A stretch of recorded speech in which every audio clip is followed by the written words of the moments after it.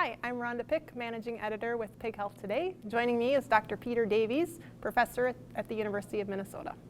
Welcome. Thanks, nice to be here. Antimicrobial resistance in pigs, is it a real thing? Should we be concerned?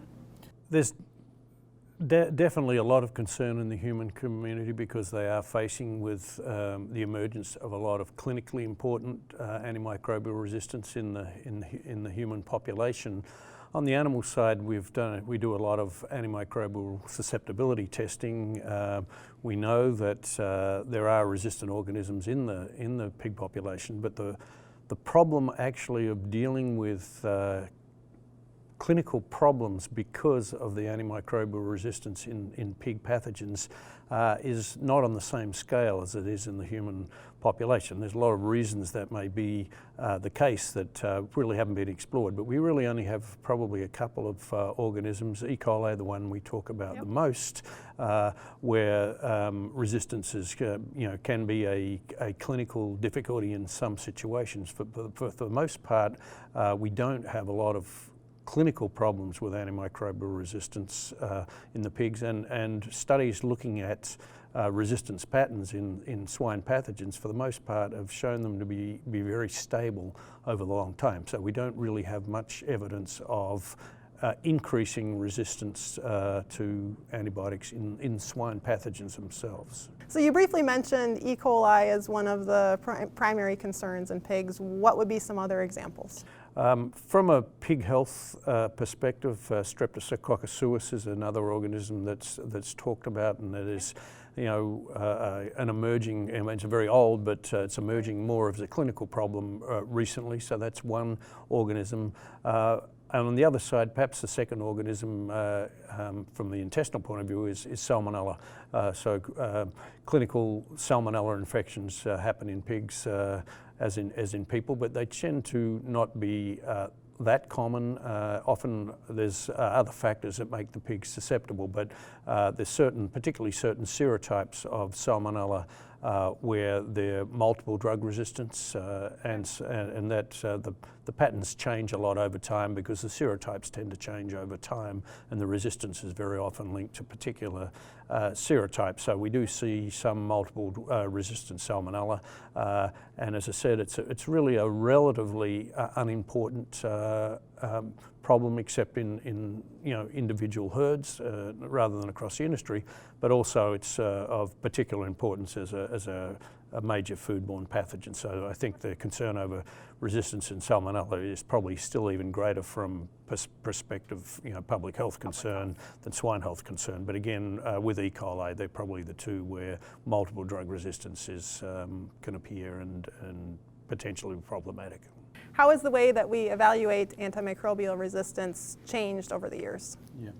Well, one thing is as the industry's changed and herds have got higher, much bigger, the implications of treatment decisions have got greater in terms of, we've had very substantial susceptibility testing over years. Traditionally, I think that what's changing in all areas of biology at the moment is the introduction of molecular methods, and particularly new next generation sequencing, and the shift to genomic testing of pathogens and also metagenomic testing of samples. So we've got tools now to explore the ecology of resistance that we wouldn't have imagined even 10 years ago.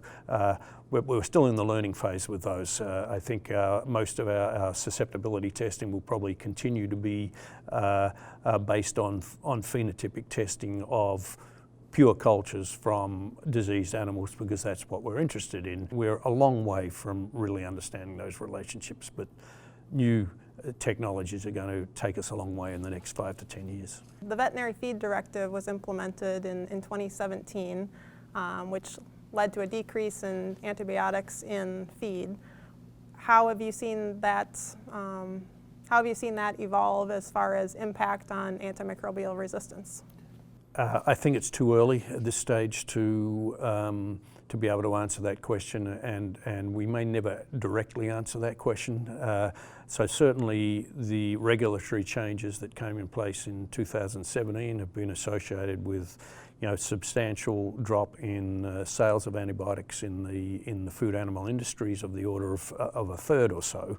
I think it's unlikely, I think, that we will have a measurable impact through our existing surveillance systems. In Holland, where they've had 50 to 60% reduction in total usage of antibiotics, they've been able to identify about a 20% reduction in resistance in E. coli, and that's just in measuring it in terms of the percentage of E. coli that are resistant or so susceptible to all the antibiotics that they're testing, and so that shows that the impact is probably there. Just testing one organism is a very it's sort of looking at a very small slice of the pie, and I think that's an area where we really need to have more meaningful surveillance of what resistance looks like in the animal population, and even how we think that we measure it quantitatively, because I think at the moment we don't really have an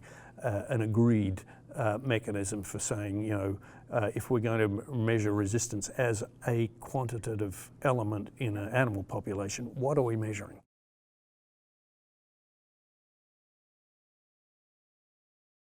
For me, one of the major difficulties in trying to talk about quantifying antibiotic use and getting meaningful changes in antibiotic use is that we don't really understand the relationships between how patterns of use of antibiotics translates into changes in patterns of resistance at an ecological level. Certainly with certain drugs, particular drugs and particular drugs, we can see that there have been changes in resistance patterns, but what that actually means in terms of public health risks or potential environmental implications, we're still very early in the learning curve, I think. So when you look at veterinarians who are, getting value out of what we're doing with antimicrobial resistance tracking, monitoring, surveillance, how much of that applies from a real clinical standpoint in helping them make decisions when treating animals? Well, I think it's essential. The information, having better information will always lead to more informed decisions. So I think, and that's why we see such common use of susceptibility testing in the swine industry, because even though there's still a lot of uncertainty about some of the clinical breakpoints and the categorizations of organisms as resistant and susceptible, and will that translate into treatment, it's still the best information that practitioners get at, and they're still using it a lot for that. I think similarly on surveillance of use, I think it's good for our industry to understand what our own practices are. So I think the main value at the moment of getting better information on antibiotic use is really to promote education, to promote stewardship, and again advance the discussion with some quantitative data on what's actually going on. I think that will help move the veterinary profession and the industry forward.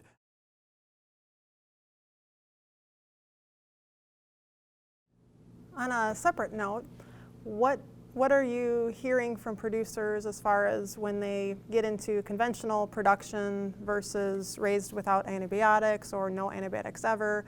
Are there things that you've heard and that we've learned from the comparison of those two production styles? Raising pigs free of antibiotics is a challenging task because of the way they're born, they're weaned, they go through stressful periods of young animals. They have to live for 6 months, particularly where we have a number of problematic viral diseases in the pig industry, PRRS and influenza most notably, that make the pigs susceptible to bacterial infections. If you're starting in systems where those viruses, which have been difficult to control, are there, it becomes almost an impossible scenario to raise animals with no antibiotics and not incur casualties in terms of animal health and animal well-being. And I think overall it's recognised that with antibiotic-free systems there will be higher levels of disease, there will be higher levels of mortality and associated animal welfare concerns that can be substantial in some cases, and we need to acknowledge that those risks and that those trade-offs exist, and that's why the price of those products is typically not just demand-driven, but people won't be able to provide those animals unless there's the financial structure to make it a profitable business. So it is a challenge. It's something that there is a market for, and a lot of our industry is working towards doing that. But first of all, you have to be starting in a place of very good pig health with low pig health risks, and realise that it's not an easy thing to do.